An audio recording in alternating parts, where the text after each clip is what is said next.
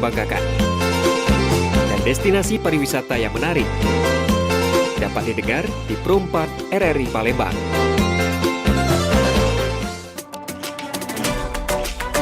Pergi maraton di pagi hari.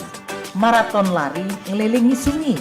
Adat budaya haruslah lestari. Idaklah pacak dijual beli. Dudulur, kita masih bersama Pro 4 RRI Palembang di Sriwijaya Pagi.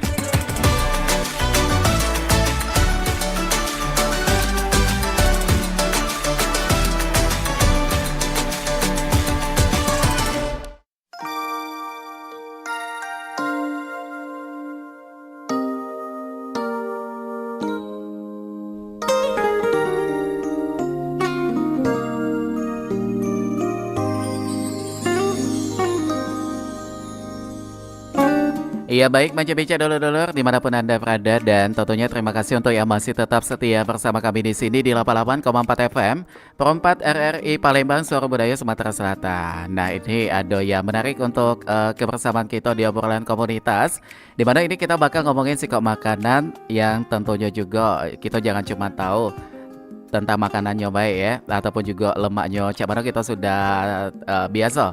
Apalagi untuk Manca-Bica yang memang dimana setiap petangnya atau malamnya menjadikan menu ini sebagai cemilan ataupun juga untuk santapan bersantai bersama dengan keluarga.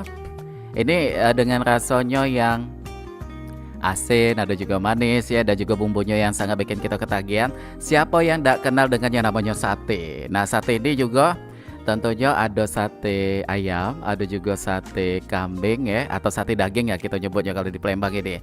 Tentunya ini bikin kita itu ada pilihan untuk menentukan kita lebih favoritnya di mana. Kalau sih favorit galau ya, apalagi gratis. Ini tambah favorit tentunya. Dan kali ini di Pro 4 FM Palembang, ini kita sudah bersama dengan teman-teman dari komunitas Paguyuban Sate Madura Palembang atau yang disingkat dengan PSMP. Langsung baik kita sapa. Selamat pagi, assalamualaikum. Waalaikumsalam warahmatullahi wabarakatuh. Iya, sehat semuanya? Alhamdulillah. Alhamdulillah. Sehat. Ini kita kenalan dulu nih. Ini yang pertama ada Pak Ridoi, Sarjana Ekonomi ya. Ini Pak Abu Bakar, Sarjana Ekonomi, ini merupakan pendiri dari PSMP ya Pak ya? Iya benar. Dan juga ini ada Pak Ridoi sebagai pendiri dan juga pengawas PSMP. Iya. Dan ketiga narasumber kita ini ada Hoirul Rohman, Sarjana Ekonomi juga. Ini pengurus bidang ekonomi dan juga bisnis. Semuanya sehat Pak ya? Alhamdulillah. Ini kita kembali berjumpa untuk di obrolan komunitas kali ini. Kita seperti yang di awal tadi, banyak masyarakat ini sudah begitu mengenal lezatnya sate. Dengan aroma asapnya saja bikin kita tuh kayak pengen mencoba gitu ya. Apalagi menyantapnya secara langsung. Tapi sebelum kita ngomongin sate, kita harus tahu juga nih dengan teman-teman dari Paguyuban Sate Madura Palembang. Jadi yang kita tahu juga di masyarakat umum bahwa sate itu asalnya dari Madura Pak ya. Begitupun juga ini ada Paguyuban Sate Madura Palembang ini, kita pengen tahu berdirinya sejak kapan dan juga inisiasi berdirinya di Palembang ini oleh siapa? Siapa yang mungkin bisa jawab? Ya. Dari Pak Ridoi ya? Ya, saya sendiri. Silakan Pak, bagaimana? Kalau yang pertama ke sini dulu cuman 4 orang, tahun 81 kan? 81 itu langsung ke Sungai Lilin, ke Sungai Lilin, ke Tran. Jadi karena awalnya ada keluarga kisah transmigrasi ke situ. Jadi ke Sungai Lilin dulu, baru cari tempat ke Palembang. Oh jadi awalnya malah justru di Sungai Lilin ya? Iya, ke sana dulu untuk menuju keluarga. Terus cari tempat ke kota ini, ke kilometer 5. KM5. Nah, KM5. Jadi usaha di situ mencoba buka sate Madura kan.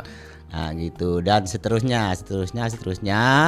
Saya pulang dulu, jadi bawa keluarga, saudara dekat dulu. Habis itu pulang lagi bawa saudara-saudara yang lain seperti itu, terus meluaskan dari saudara ipar, sepupu, gitu, pertama dari Kabupaten Bangkalan, terus ke Sampang, terus ada juga di Pamekasan, gitu. Nah setelah tahun 1988 didirikan itu IKAMA, Ikatan Keluarga Besar Madura Palembang Sumatera Selatan. Itu tahun 88 Pak ya? Ya 88 itu diketuai oleh Kapten Sapiuddin. Dinasnya di Korem waktu itu kan. Nah setelah itu biar tiap bulan ngumpul. Biar ada kegiatan. Ada gitu. Ada kegiatan untuk komunikasi, ada apa gitu kan. Nah dari 88 itu sampai ke tahun 93. Oh lumayan lama pertengahan ya? yang diketuai Pak Sapiuddin, Kapten Sapiuddin. Nah, karena pindah tugas ke Jakarta, jadi diganti oleh Cak Amir. Mungkin tahu Cak Amir kan? Artinya sudah silih berganti ketuanya gitu Pak ya? Ya, itu Cak Amir itu asal dari ke Kabupaten Sumeneb. Sumeneb ya? Ya, beliau itu karena beliau itu sebagai ustadz, alumni dari alumni dari Kiai As'ad Situbondo. Jadi kalau tadi yang ketua satunya itu dari TNI kan, acaranya itu tiap bulan arisan, kumpul sepelembang arisan tiap bulan kan. Nah setelah diganti Kiai, pertemuan tuh diganti malam. Itu diganti yasinan bergilir kan. Nah terus sampai itu ya alhamdulillah ya diganti yasinan, acaranya cuman ya yasinan gitu ya, pertemuan keliling Palembang. Ada arisannya. Arisannya sedikit 100 semua anggota ikut ya untuk menjadwal. Nanti kalau arisan itu malam Jumat itu dapat saya istilahnya Pak Rito dapat di rumahnya gitu. Ya nanti bergantian 2 minggu kemudian di tempat saya, jadi bergilir kota Palembang. Jadi seperti arisan pada umumnya gitu. Iya. Tapi itu memang nggak didaftarkan. Oh gitu. Persatuan itu nggak didaftarkan. IKAMA itu mulai dari 88 nggak terdaftar. Nah setelah anak-anak kita ini kan tambah maju, sudah berkumpul juga di Palembang, udah makin banyak anggotanya. Mana-mana. Jadi banyak yang sudah sarjana, paling rendah S1, D3, ada yang S2. Anak-anak kita ini. Kalau saya sendiri ini SD belum lulus, tapi udah sukses. Yang seumuran saya. Kalau yang seperti yang anak-anak ini, ponan ini ya kuliah semua, harus kuliah. Harus dong. Harus. Untuk menunjang juga gitu Pak ya. Jadi akhirnya tahun 2021 yang muda-muda ini ya karena sudah banyak, sekitar di Palembang ini 3.250 anggotanya. Untuk Palembang ya saja orang-orang saya ini. Nah, jadi yang muda-muda ini ingin maju, melihat potensinya paguyuban Telili Lamongan, bakso Solo kan, gitu. Nah kayaknya bagus kan, berhubungan dengan pemerintah. Ya memang kita ini tujuan memang cari makan kan, cari nafkah. Gitu. Tapi kita ini sudah tinggal di Palembang. Jadi kalau sudah di Sumatera Selatan, di mana kita kaki ini menginjak, di situ langit dijunjung. Nah betul. Jadi kita ikut membangun juga. Tapi karena selama ini di IKAMA ini ketua ini tidak ada susunan pengurus seperti wakil ketua, ini bagian ini nggak ada. Nah setelah munculnya yang muda-muda ini baru dibentuk strukturnya 2021 gitu. Nah anak-anak ini dan teman-teman yang muda-muda ini minta dibentuk organisasi yang terdaftar ke pemerintah, ke Kesbantol. Jadi kami berunding dulu kan, ya karena kami ini masih bertuah ke Madura. Madura ini tradisinya bertuah ke kiai. Jadi saya sendiri pamit dulu kan, ini mau minta dibentuk izin gitu. Ini persatuan yang sudah terdaftar. Oh bagus, yang penting bermanfaat ke warga kan, untuk kemaslahatan enggak apa-apa. Jadi kami pamit minta izin musyawarah dengan kiai yang pertama di Bangkalan kan, di kabupaten kami, terus Sampang. Nah, gitu. Jadi 3 kabupaten kami musyawarah. Akhirnya 2 sampai setahun itu prosesnya setahun dari 2022 bulan 2 kami menyusun langsung ke notaris kan, bertanya ini bagaimana caranya untuk terdaftar. Jadi udah daftarkan ke notaris. April April 2022 ini dari notaris ke kasasinya sah. Yes, Bang Paul Kami itu terdaftar yang nomor 220. Oke, baik. Ini artinya sudah sekian proses yang tadi dijelaskan dari tahun 81 itu pada awalnya 4 orang gitu Pak ya. Empat orang atau empat orang gitu pada awalnya itu, sampai akhirnya di 2024 ini dengan sekian perjalanan yang tadi dijelaskan sudah terdaftar juga gitu, akhirnya terbentuklah paguyuban Sate Madura Palembang ini dari Ikama di rumah. Dari Ikatan Keluarga Besar Madura diubahlah jadi PSMP ini. Dengan musyawarah yang sudah matang diubah PSMP. Oke, baik. Ya, ketuanya lain. Ya. Baik, dan ini juga kalau kita lihat kan antara Madura Palembang, tentunya ada perbedaan budaya yang sangat besar kan di situ. Madura seperti ini, Palembang juga seperti ini. Nah, pada saat itu Pak Rido juga bersama teman-teman membawa alam Madura ke Palembang. Bagaimana pada saat itu penyesuaiannya itu seperti apa nih Pak untuk awal-awalnya gitu? Ya kalau awal-awalnya ya agak sulit lah, namanya si tempat lain kan. Cuman kami berusaha komunikasi dengan tokoh-tokoh dulu kan. Bagaimana di Palembang ini caranya kan. Begini-begini, jadi ya kami bergabung. Jadi budaya kami juga budaya Palembang digabung kan satu. Nah, yang kedua masalah Palembang ini, menurut saya, karena saya sudah pernah merantau ke Kalimantan. Oh, pernah juga sering kemana-mana. Juga teman-teman saya itu ada di Sulawesi, kan, di Bau-Bau, di Irian, di Aceh. Tapi yang terbaik untuk perantauan dari warga kami Madura ini di Kota Palembang, Sumatera Selatan ini. Ini sempat juga kemarin masalah hubungannya ya. Beberapa waktu yang lalu juga kita sempat mengundang ada teman-teman dari Tegal. Ini Warteg Selawi. Ya, mereka juga sama rantauan juga Palembang dan jawabannya sama. Dari sekian banyak tempat mereka merantau itu ternyata Kota Palembang ini lebih nyaman gitu. Ya, lebih nyaman. Baik itu dari segi masyarakatnya juga dan juga bagaimana rezekinya ada di sini. Nah, cuman yang pengen kita tanya juga mungkin ke Mas Abu Bakar ini sebagai pendiri juga kan. Ini sebagai tadi yang disampaikan oleh Pak Ridoi dengan banyaknya proses yang terjadi dari progres tahun 81 Pak ya. Akhirnya berganti ketua sampailah saat ini di 2024. Nah, Mas Abu Bakar sebagai pendiri juga waktu itu perannya seperti apa tuh untuk di PSMP nih? Ya, melihat dari latar belakang sejarah dari 80-an tadi kan. Rata-rata kan warga Madura ini kan pedagang sate. Jadi berhubung Ikama tadi belum strukturnya belum ada. Jadi kami ini para yang muda-muda akhirnya berinisiatif untuk lebih merapikan gitu ya. Merapikan lagi struktur organisasinya, tujuannya apa, kedepannya seperti apa. Akhirnya kami mendirikan paguyuban Sate Madura itu pada tahun 2021 ya, tujuannya biar mengakomodir jalannya paguyuban ini ya Mas ya. Baik, nah kalau mengenai struktur yang ada di PSMP ini ada bidang apa aja yang sudah disusun nih untuk sampai 2024 ini? Kalau masa bakti pengurusan sih kami biasanya melantik pengurus tuh 5 tahun sekali. Oh, 5 tahun sekali ada pelantikannya ya. Untuk yang jelas pertama ada ketua dan wakil ketua.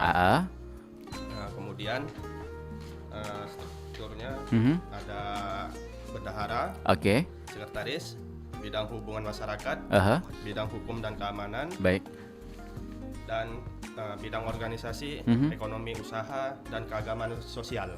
Jadi artinya banyak bidang juga yang ada di struktur ini ya. Termasuk ini hadir juga di studio kita, yaitu ada Mas Hoirul Rahman, sarjana ekonomi ya. Ini sebagai ketua bidang ekonomi dan juga bisnis. Nah, bagaimana untuk saat ini Mas dengan paguyuban Sate Madura Palembang ini, terkhusus di bidang ekonominya? Apa yang sudah dijalankan programnya atau bahkan 2024 ini sudah menyiapkan program untuk kedepannya nanti? Kalau untuk sekarang ini, kalau untuk anggota tuh ada namanya tuh pembantuan untuk modal usaha. Oh, ada bantuan usaha gitu. Jadi apa namanya? Setiap daerah, nanti daerah Palembang misalnya 8 Ilir, Katrapati atau ini Pelaju itu menghubungi orang yang bertanggung jawab di bagian daerah mereka. Masing-masing daerah gitu ya. Nanti dibantu ke pihak ekonomi, nanti diajukan bahwa dia ingin mengajukan modal ke pihak bank atau ke pihak lain-lainnya. Oke, jadi di sini ada kaitannya juga dengan program pemerintah gitu. Iya. Kayak apa namanya tuh kredit kur. Iya, kredit kur. Nah, mengenai kredit kur ini dan juga melalui proses yang tadi disampaikan oleh Pak Hoirul Rahman ini, bagaimana keanggotaannya yang boleh mengajukan ini? Apakah memang harus berlatar belakang sebagai pedagang sate juga, atau ini yang penting tercakup dalam paguyuban ini aja gitu? Kalau untuk apa namanya keanggotaan itu seluruh anggota. Kan di Palembang ini orang Madura tidak semuanya jual sate, ada yang jual bubur, ada jual nasi goreng, ada jual bubur kacang hijau kan. Nah, jadi mereka tuh kalau memang merasa dia membutuhkan modal dan dia berdiskusi kepada kami, nanti kita carikan solusi dia bisanya gimana atau kedepannya dia harus dibantu gimana. Kami usahakan sebaik-baiknya agar bisa kami bantu untuk mengembangkan usaha mereka. Oke, baik. Jadi artinya di sini tidak serta-merta sebagai pedagang sate aja tadi disampaikan juga ya. Artinya terpenting ini syarat khususnya itu masyarakat Madura ya. Iya, Madura. Jadi kalau orang Palembang nggak bisa ya. Atau harus bergabung ke paguyubannya dulu nih? Sudah banyak ponakan-ponakan kami itu istilahnya seperti ini Abu Bakar ini kan itu kawin dengan Komering Palembang. Banyak gitu. juga dengan orang Aceh, Sekayu sudah mempaur sudah. Jadi regenerasinya juga gitu. Iya, tapi kalau khusus dagang sate itu ada tradisinya di petak-petak per wilayah. Tidak boleh orang datang dari Madura mau buka sate nggak bisa, ada aturan tradisinya dari Jakarta sampai ke Palembang seluruh. Kalau sate Madura itu, jadi kalau ada orang lain, orang Jawa, seperti Lamongan, seperti Tegal tadi kan, mau sate Madura itu pasti tahu. Loh Madura, bukan kok ada Maduranya, dilepas Madura itu. Gitu. Ya ada aturan-aturan. Jadi ada pakem-pakemnya ya. Makanya nggak kayak pecel lele sama bakso dari 81 sampai sekarang kalau nggak ada aturan sudah banyak kan. Kayak pecel lele kan berdempetan. Sate Madura nggak bisa. Biarpun bisa gitu. kakak beradik saudara nggak bisa. Ada jarak-jaraknya diatur gitu. Nah ini mengenai aturannya kita pengen tahu juga nih Pak. Tadi kan disampaikan yang mau buka sate walaupun dia orang Madura itu ada aturan yang dibuat. Apa saja itu aturan yang dituangkan di situ? Seperti di kilometer 5 kan, kilometer itu 5 itu 2. Nah nanti mau buka lagi sekitar 500 meter nggak bisa. Nggak bisa itulah. Minimal jaraknya itu berapa tuh? Kalau jaraknya itu nggak tentu. Yang penting nggak sudah ada kelihatan. Nggak kasat mata tuh dekat gitu ya. Betul. Nah itu bertahun-tahun disitulah. Nah, kalau kita ada punya jarak 1 kilo bisa buka. Tapi umpama saya punya lokasi 1 kilo ya. Jadi selama baru 500 meter saya buka lagi anak saya bisa. Tapi kalau orang lain nggak bisa. Nggak bisa gitu. Bisa itu beli teman. Kalau kita ini gitu. Kayak ada negosiasi gitu ya. Nggak jualan sate ada perjanjian kan. Ada surat tanda tamu segala macam perjanjian. Jadi tidak bisa. Jadi artinya ini aturannya lebih kepada ketentuan tadi bukan kayak tradisi yang seperti apa, lebih ke aturan kayak etikanya gitu ya Pak ya. Betul. Yang kita tonjolkan di situ ya. Baik, nah kalau ke Pak Hoirul Rahman lagi deh. Ini di bidang ekonomi. Bagaimana pertumbuhannya atau indeksnya itu dari tahun 2023 ke 2024 awal ini? Apakah ada pergerakan meningkat dari masyarakat atau yang tergabung di paguyuban ini malah justru menurun gitu? Ya, ini dalam cangkup apa maksudnya tuh? Pergerakan ekonomi. Maksudnya tuh PSMP ke pemerintah atau hanya ke PSMP aja? PSMP saja. Kalau untuk perkembangan usaha untuk PSMP aja itu alhamdulillah mengalami kenaikan walaupun tidak signifikan.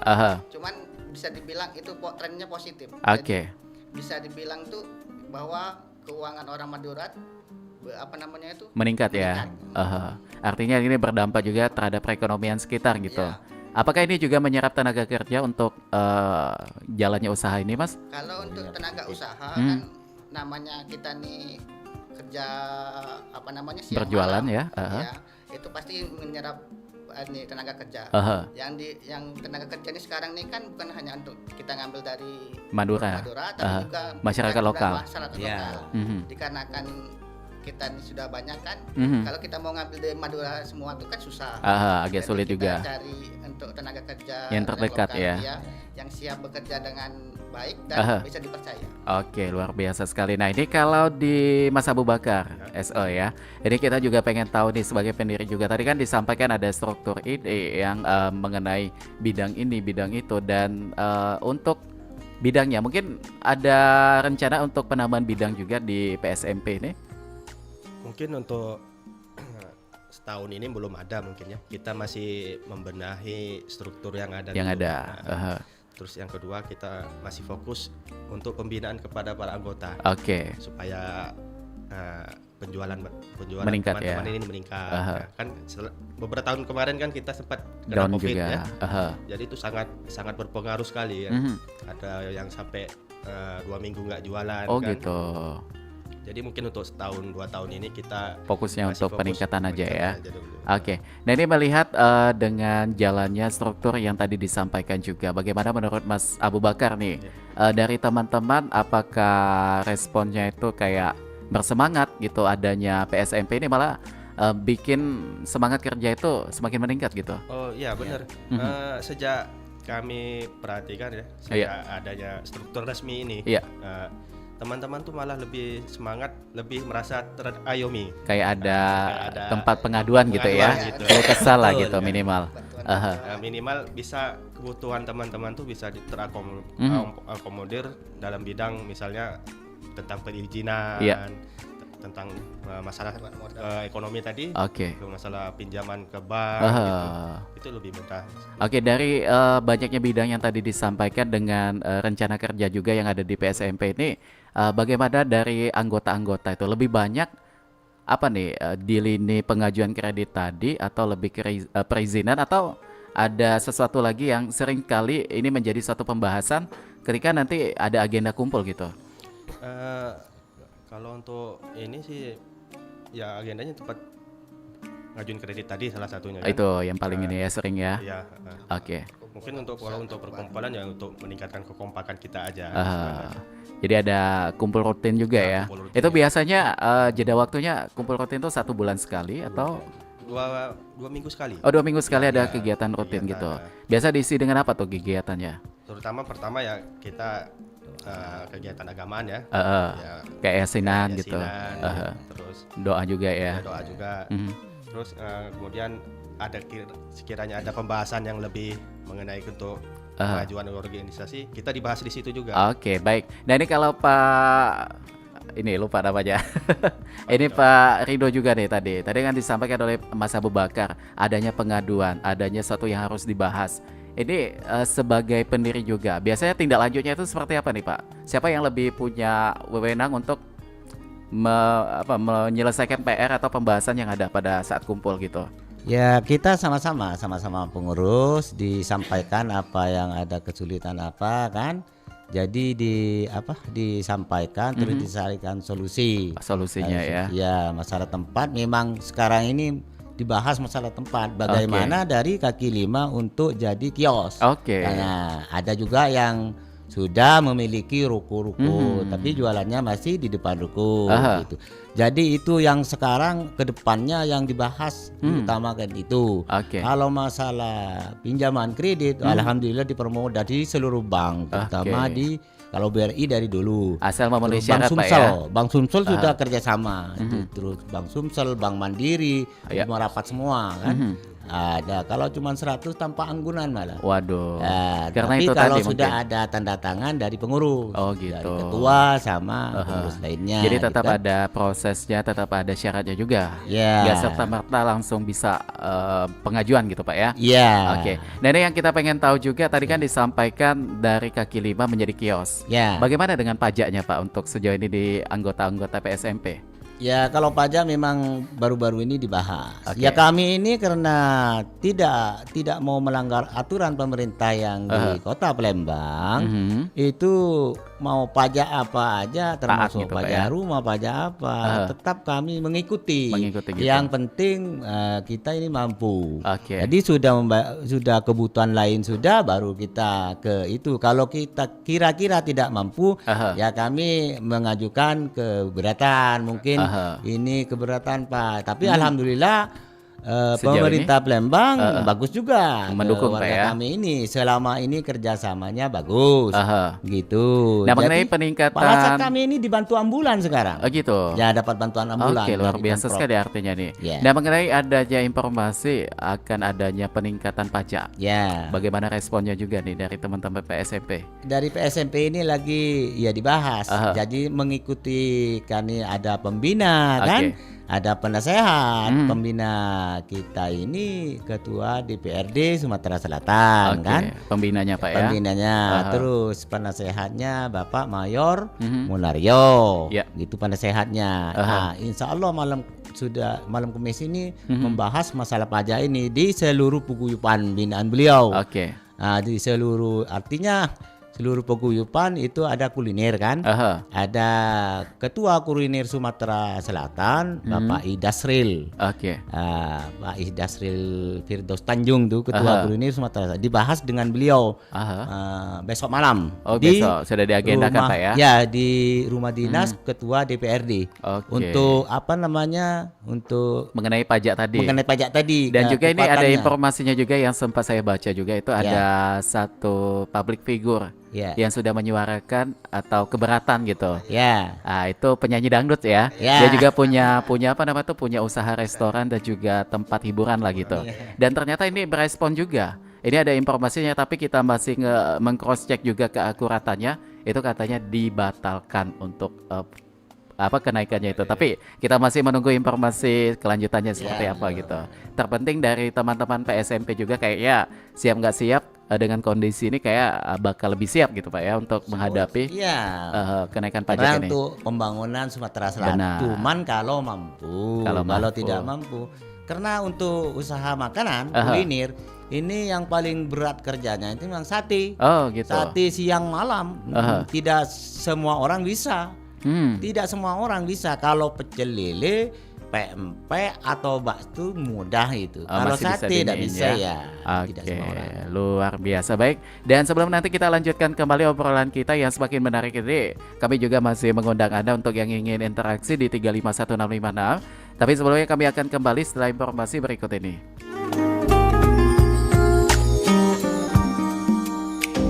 Siapa yang tidak kenal bambu runcing? Maskot perjuangan kita melawan penjajah. Tapi, pernahkah terpikirkan siapa di balik awal penggunaan bambu runcing ini? Adalah Kiai Subhi, kiai yang lahir di Parakan, Temanggung, Jawa Tengah sekitar tahun 1850 ini juga dikenal sebagai Kiai Bambu Runcing dan juga julukan Sang Penggerak. Bahkan, Jenderal Sudirman berkunjung ke kediaman beliau untuk meminta doa berkah dan bantuan dari Kiai Subhi. Dari beliau inilah senjata bambu runcing diperkenalkan. Penggunaan bambu runcing sebagai senjata sendiri bermula dari ketiadaan dan kekurangan peralatan perang yang tersedia. Sementara, perjuangan masih harus terus dilanjutkan. Konon, bambu runcing ini punya kesaktian tersendiri, membuat para pejuang pada masa itu selalu menang dalam peperangan. Usut punya usut, kunci kesaktian bambu ini berasal dari doa Kiai Subhi yang dituliskan di atasnya. Doa tersebut memicu semangat dan juga moral yang kuat para pejuang untuk mengalahkan penjajah. Kali pertama, senjata bambu runcing dijadikan sebagai alat adalah ketika pertempuran 10 November 1945 sedang berlangsung. Saat ini, lambang bambu runcing banyak digunakan di berbagai daerah Indonesia sebagai lambang keberanian dan pengorbanan dalam merah kemerdekaan. RRI Digital dengan tampilan baru, berbagai konten kolaborasi dari berbagai program nasional, termasuk siaran visual langsung, siaran radio langsung, daftar putar musik, podcast, berita video, dan berbagai fitur interaksi pengguna dalam permainan. Berbagai konten menarik seperti suka, komentar, dan berbagi, serta obrolan langsung dengan penyiar dan pengguna. Pesan langsung dan fasilitas obrolan pribadi antara pengguna aplikasi juga tersedia. RRI Digital tersedia di Google Store dan App Store. RRI Digital.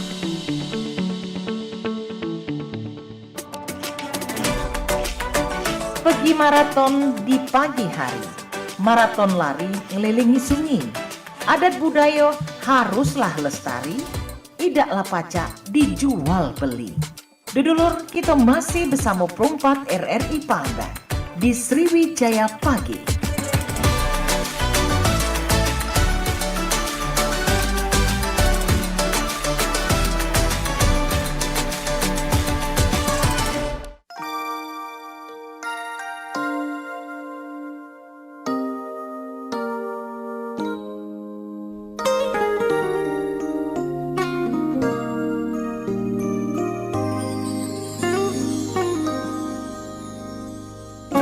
Iya baik pendengar dimanapun Anda berada, Mance Bica dulur-dulur, terima kasih untuk yang masih memantau siaran kami di sini melalui aplikasi RRI Digital juga. Kami ucapkan selamat pagi, selamat menjalankan aktivitasan.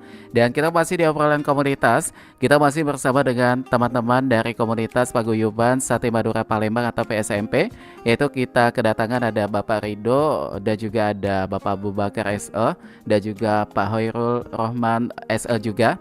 Dimana kita masih membicarakan terkait dengan sejarah berdirinya Paguyuban Sate Madura di Palembang. Tadi sudah banyak yang kita bahas juga ya mengenai strukturnya dan juga bagaimana jalannya bidang ekonomi dan lain sebagainya. Dan ini yang kita pengen tahu kembali nih, mungkin ke Pak Rido lagi ya.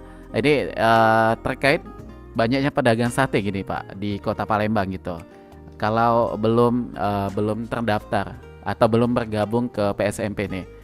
Beliau bukan asli dari Tanah Madura gitu, tapi ingin bergabung ke PSMP. Apakah ini bisa diterima atau menjadi syarat mutlak itu dia harus berlatar belakang sebagai orang Madura dulu gitu? Oh enggak, sama biarpun dari mana kalau mau bergabung sebagai anggota Paguyuban Sate itu kan cuma namanya. Namanya aja. Paguyuban Sate Madura Palembang itu untuk mengubah ikama tadi kan. Oke. Enggak apa-apa. Cuman kalau untuk sate ya yang bukan sate Madura kan, sate lain nggak apa-apa bergabung. Cuman ya? Kalau di tempat jualan itu jangan dikasih merek Madura. Walaupun sudah bergabung. Walaupun sudah bergabung nggak bisa. Kenapa itu Pak? Ya karena bukan orang ya? Madura. Khasnya takut merubah apanya kan dan lain-lain kan, masalah bumbu, masalah apa juga. Dan juga memang tradisi sejak dulu, sejak tahun 40 sekian di Jakarta sudah dipertahankan gitu. Iya, dari Lampung. Kalau ya untuk Sumatera ya, Lampung, terus Palembang, Jambi, Pekanbaru sampai ke Aceh itu satu dari kenal semua sama kami ini. Kenal semua di Pekanbaru. Jadi sudah ada sudah dijaga, sudah dijaga gitu ya. Dari dulu sebelum ada organisasi resmi ataupun yang belum resmi dulu, memang sudah ada untuk memantau yang jualan ini. Kalau nggak ada harus izin. Kalau nggak ada itu, kalau dia itu memaksa diangkat, pernah diangkat, dibawakan mobil diangkat. Ya. Tapi kalau untuk sekarang karena sudah resmi, kami komunikasi dengan pemerintah setempat. Memang itu hukum tradisi kan, hukum adat. Cuman kami sekarang ini berkomunikasi untuk supaya tidak ada keributan fisik. Kalau dulu pernah ya kondusifnya gitu. Jadi nanti kita dari pemerintah, terutama dari Pol PP yang datang untuk mengatasi gitu supaya agak ada gesekan-gesekan sesama Madura untuk yang sekarang ini. Jadi artinya di sini kita perlu ditekankan juga informasinya, jangan sampai nanti asumsinya kemana-mana gitu Pak ya. Jadi ini lebih kepada aturan adat, bukan karena boleh tidak bolehnya gitu. Ya memang sudah aturan dari dulu. Dari dulu memang sudah ada gitu. Baik. Nah ini mengenai sate, ini kan banyak sekali penggemarnya gitu Pak. Ada masyarakat dari kalangan remaja, orang dewasa, bahkan anak-anak juga seneng sate gitu. Nah cuma yang membedakan ada sate Madura. Ada juga sate yang lain. Saya sempat mencoba juga sate yang lain ya, dengan daerah lain gitu. Yang menciri khaskan sate Madura ini apa ini Pak? Sebetulnya kalau untuk membeda itu memang dari bumbunya ya. Satu, kedua bumbu itu memang biarpun mau ditiru itu tidak bisa sama rasanya. Nggak tahu juga saya. Kenapa di lidah konsumen itu bisa lain kalau bukan sate Madura kan sebetulnya sama. Pernah itu diajari orang lain, bukan mau diajari sama. Terus cara membakarnya kan? Beda juga ya. Cara motong-motongnya beda juga. Motong-motong sate gak ada. Saya dulu orang Madura ini 6 bulan belajar baru tahu. Baru bisa ya. Baru bisa. Artinya sudah sempurna. 6 bulan itu. Jadi kalau cuma 2 bulan 3 bulan nggak bisa. Belum. Terus yang caranya membakar kan? Membakar itu ada caranya.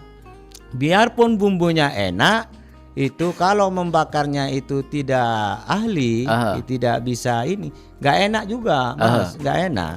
Rasanya beda. Nah, terus ada juga ini saya pernah lihat pedagang sate itu ada yang menggunakan kipas listrik gitu. Ya. Apakah ini hasil rasanya berbeda juga dengan kita menggunakan kipas manual? Sama, tapi ada harus seimbang. Oh, gitu. Anginnya itu harus seimbang, terus masih tetap kipas yang kipas ini pasti ada. Biarpun sudah ada kipas listrik. Lihat aja. Pasti ada. Jadi harus seimbang, yang di sini angin, di sini dikasih bantu kipas dan tangan kita kan dari yang kipas manual tadi kan. Jadi harus seimbang, angin itu harus sama.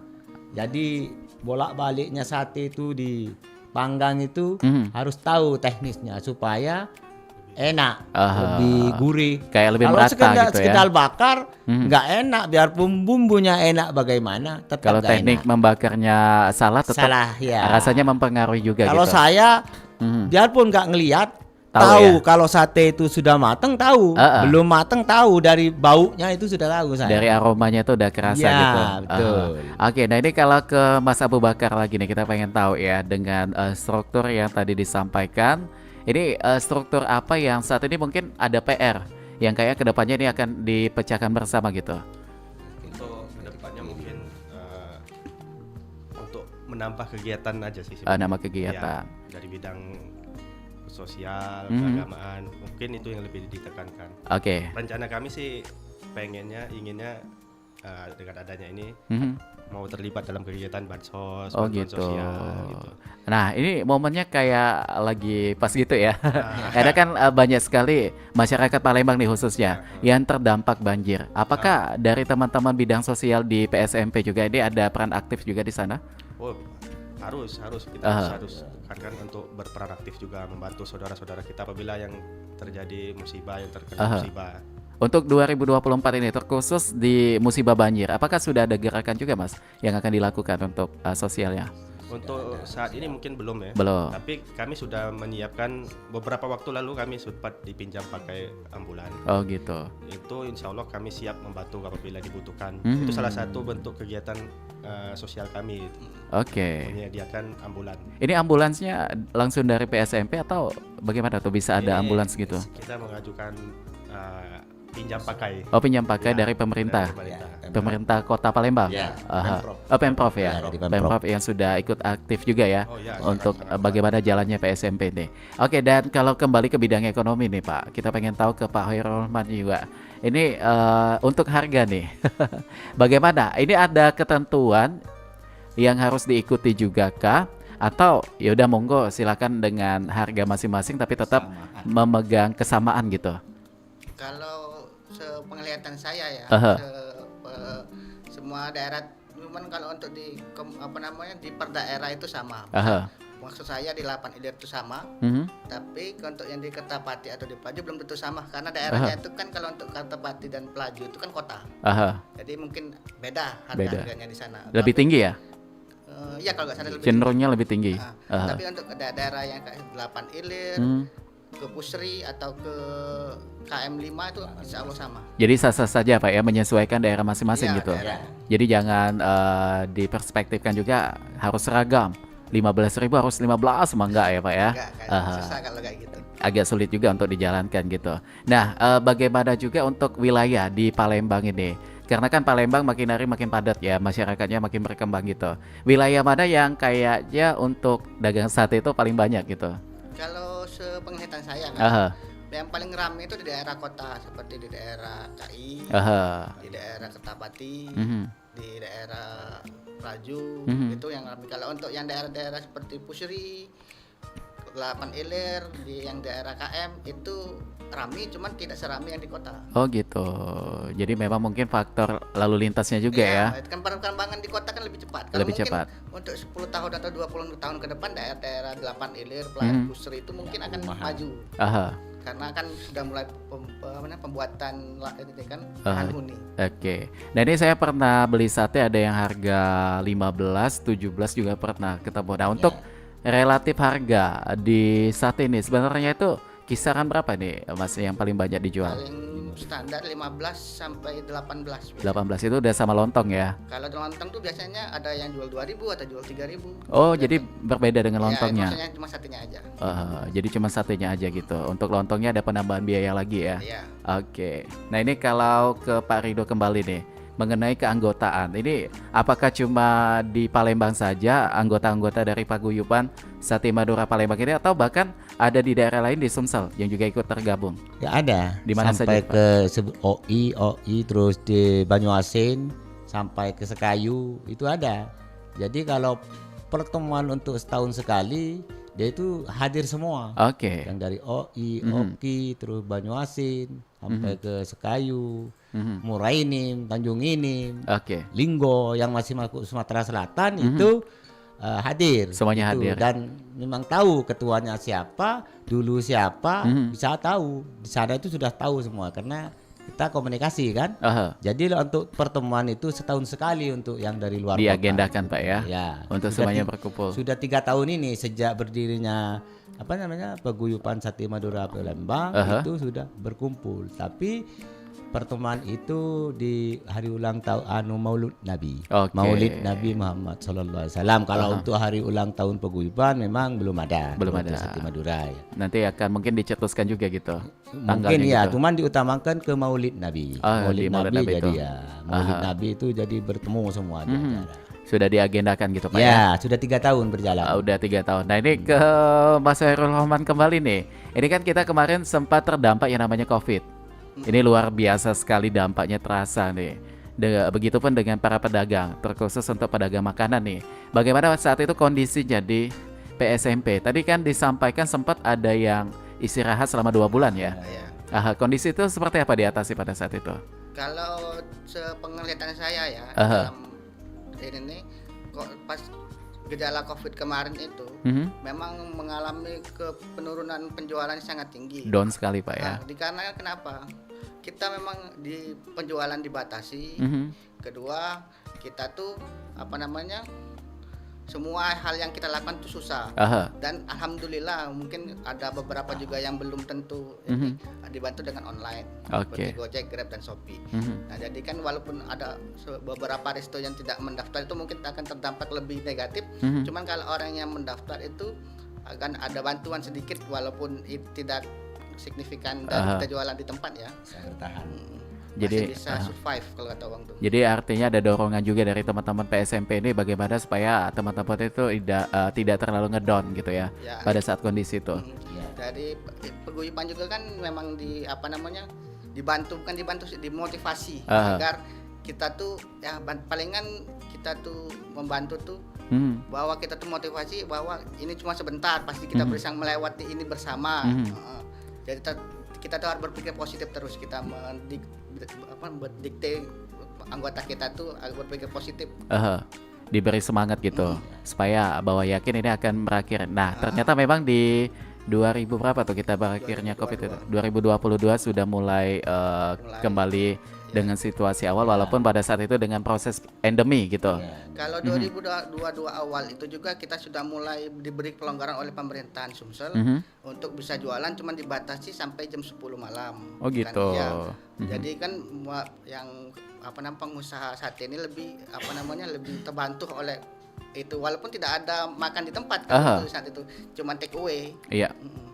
Oke, jadi artinya di sini prosesnya itu pada saat COVID memang berdampak sekali gitu Mas ya kepada teman-teman pedagang sate ini. Nah ini ke Mas Abu Bakar lagi nih mengenai teman-teman yang aktif saat ini di Palembang dulu nih kita menyebutnya yang sudah tergabung dalam Paguyuban Sate Madura Palembang ini, kisaran jumlah anggotanya itu ada berapa nih Mas?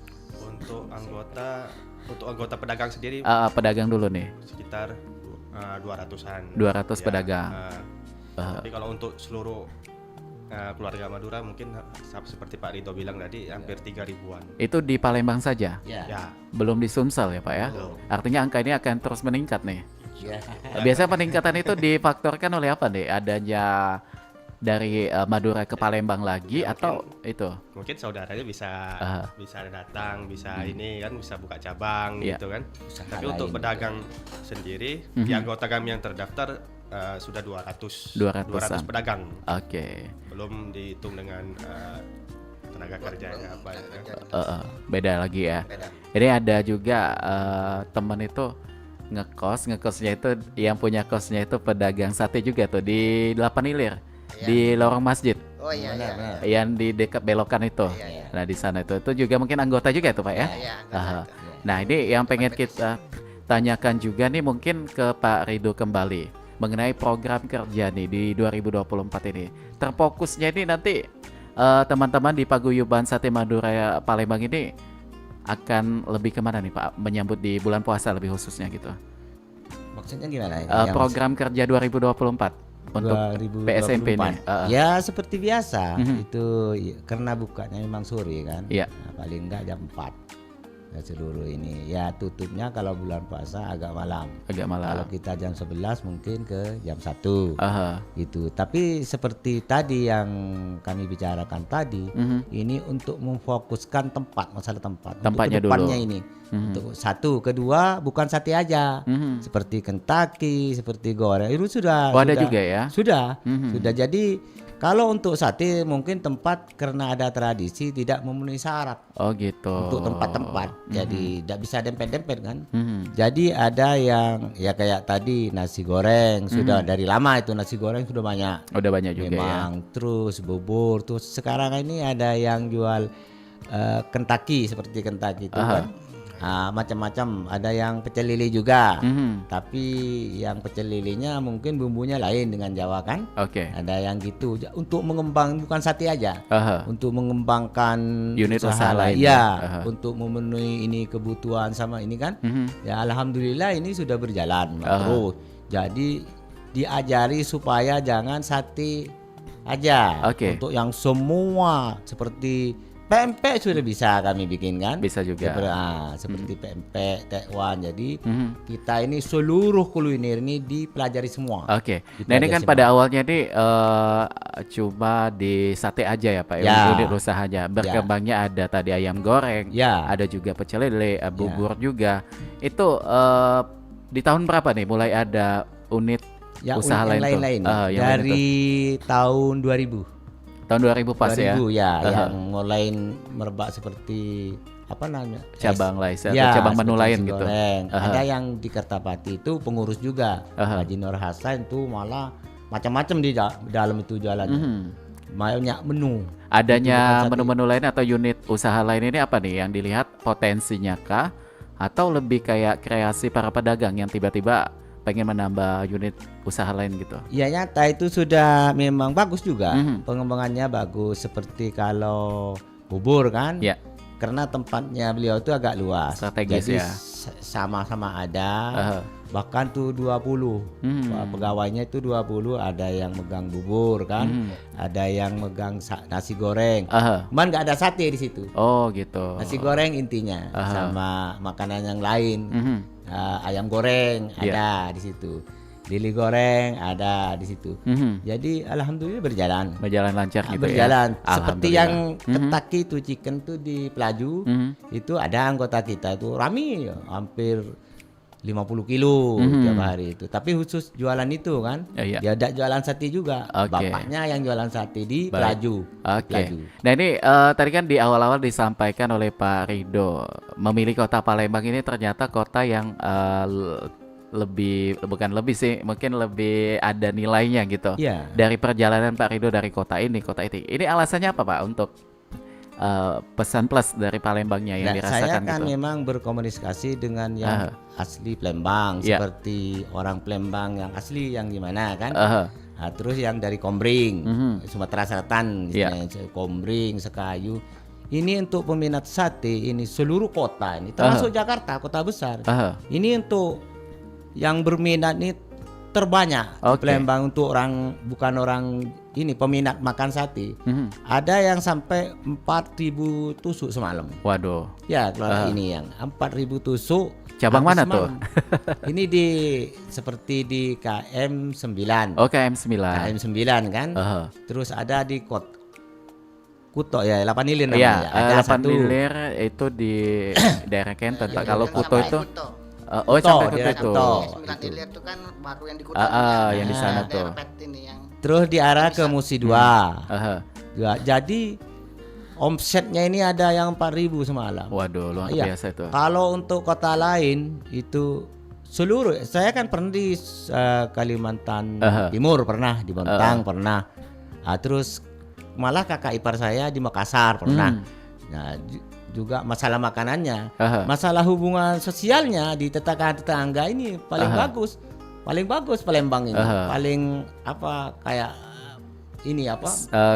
Ya, eratnya toleransinya ini kuat bagus. sekali gitu Pak ya. Umpamanya kita kebersamaannya. ini maju kan, bisa beli mobil. Mereka itu Biasa nggak aja. masalah, biasa aja. Karena Kalau rezeki dari udah yang masing-masing. lain saya sudah tahu itu dilirik. Ya, nah mulai kalau dilirik. Palembang enggak? Kata orang Palembang wakwe. Wakwe. Wakwe, iya, bagus. Jadi bagus.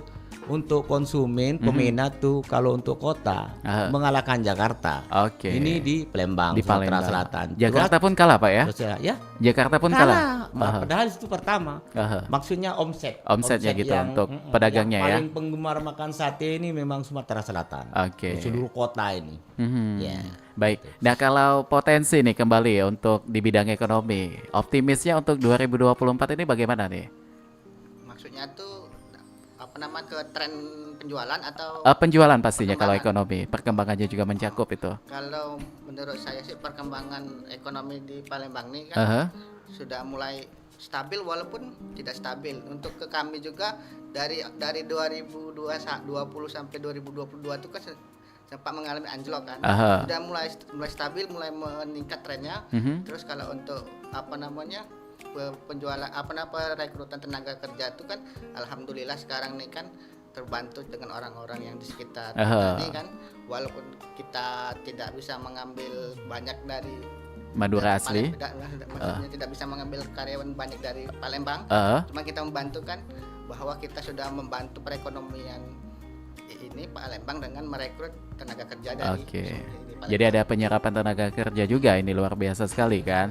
Oke, dari terakhir mungkin dari masing-masing narasumber nih kita pengen tahu harapannya kepada pemerintah dengan jalannya paguyuban Sate Madura Palembang ini. Mungkin diawali dari Pak Rido dulu nih. Apa yang pengen disampaikan? Ya, kalau harapan kami ke pemerintah memang dari awal tuh sudah bagus kan hubungan kami. Untuk selanjutnya yang dari 2024 nih sampai selanjutnya kami menginginkan hubungan tetap baik. Masalah pajak itu tidak menolak, cuman menolak kalau nggak mampu. Kalau masih mampu sampai semana saya tetap menerima. Gitu semampu kami, karena seluruh tukang sate ini bukan seluruhnya semuanya rami, semuanya apa namanya ada naik turunnya Pak ya. Terus masing-masing itu ada yang habisnya omsetnya sekian. Jadi untuk menarik pajak seperti yang di kaki lima itu jangan samakan dengan di rumah makan. Jadi itu harus komunikasi dengan pengurus. Untuk pihak pemerintah itu memang sudah mulai dari berdirinya paguyuban Sate Madura Palembang ini sering komunikasi kami dengan pihak pemerintah. Dari segi apapun kami alhamdulillah 3 tahun ini bagus, dan saya minta untuk kedepannya untuk lebih bagus. Dan minta masukan saran-saran binaan dari pemerintah setempat, dan kami tetap taat. Baik. Karena kami memang pertama menjaga budaya dari kami, juga budaya Sumatera Selatan pertahankan, dan juga kami ini mempertahankan untuk zero konflik. Zero konflik. Zero konflik itu supaya tidak ada gitu Pak. Supaya gesekan tidak ada. tadi ya. Kita sama-sama kerjasama lah. Alhamdulillah sejauh ini belum kan. Mudah-mudahan kedepannya juga aman. Amin. Nah, kalau dari Pak Hoirul Rohman, Sarjana Ekonomi, apa yang pengen disampaikan harapannya terhadap pemerintah? Kalau saya sih harapannya pemerintah kepada kami ini ya dari apa yang oleh Pak Rido tadi kan, kami berharap tuh bahwa untuk pajak satunya tuh disesuaikan dari pendapatan kami. Baik. Terus untuk perizinan untuk usaha, misalnya untuk yang sudah memiliki ruko dan mungkin ada beberapa yang pengen mengajukan untuk label halal, itu dipermudah. Terus kalau untuk yang ke hubungan kami ke pemerintah, ya saling berdiskusi itu kalau bisa tuh saling berdiskusi secara tertutup ataupun terbuka dengan secara fair. Oke. Dan juga kami berharap kepada pemerintah bahwa kami ini warga Madura nih sudah dianggap seperti warga Palembang asli. Karena kami sudah prinsip kami ini kami berpijak di mana istilah kami menunjukkan kan. Oke. Nah, itu aja kalau saya. Luar biasa sekali ya. Mudah-mudahan ini akan didengarkan oleh pihak-pihak terkait yang kita percaya ini juga akan mendorong bagaimana perkembangan dari teman-teman di Paguyuban Sate Madura Palembang ini. Dan terakhir dari Pak Abu Bakar, Sarjana Ekonomi juga bagaimana tuh? Kalau dari sisi kepengurusannya kami berharap pemerintah mengajak kami apabila ada kegiatan pembinaan, misalnya dari segi salah satunya tadi pemberian label halal. Sejauh ini bagaimana tuh untuk sementara mungkin belum ada ya. Karena kami masih secara legalitas masih baru ya.